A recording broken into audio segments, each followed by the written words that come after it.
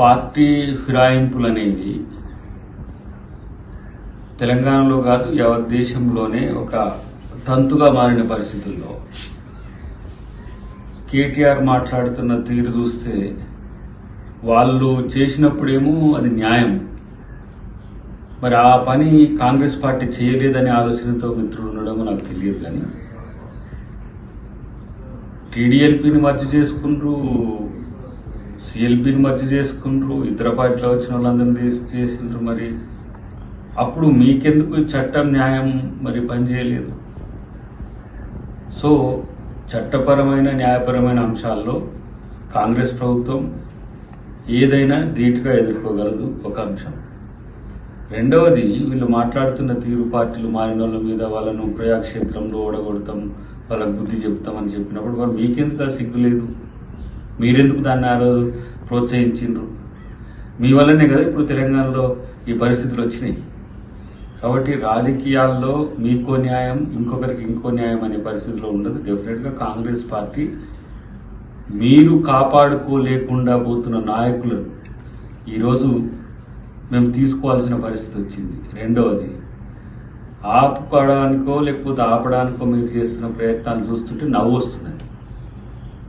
ఇప్పటికైనా రాజకీయాల్లో సరైన పద్ధతిని ఎంచుకోవడంలో బీఆర్ఎస్ ఫెయిల్ అవుతుందనేది నా యొక్క భావన. మరి ఆ రోజు మీకు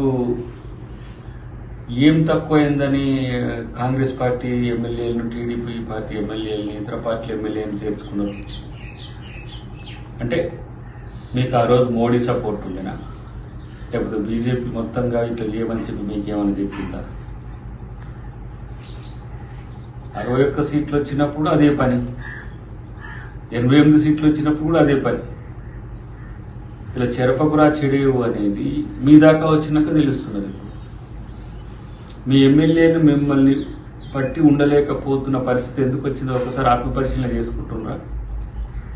ఒక్కరోజు వచ్చి అసెంబ్లీలో కూర్చుంటే ఇతర నాయకులందరూ కూడా మిమ్మల్ని ఫాలో అవుతారు అనుకుంటున్నారా? కేసీఆర్, కేటీఆర్, హరీష్ రావు తప్పితే టీఆర్ఎస్ లో ఏముందని నేరుగా మీ ఎమ్మెల్యేలే చాటుమాటుగా చెవుగొరుకుంటున్న పరిస్థితి.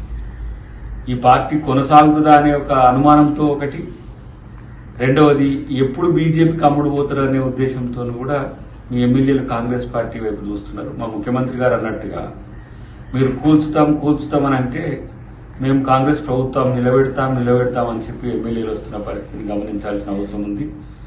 రాజ్యాంగబద్ధంగా, చట్టబద్ధంగా కాంగ్రెస్ పార్టీ ఎప్పుడు కూడా దేనికైనా కట్టుబడి ఉంటుంది.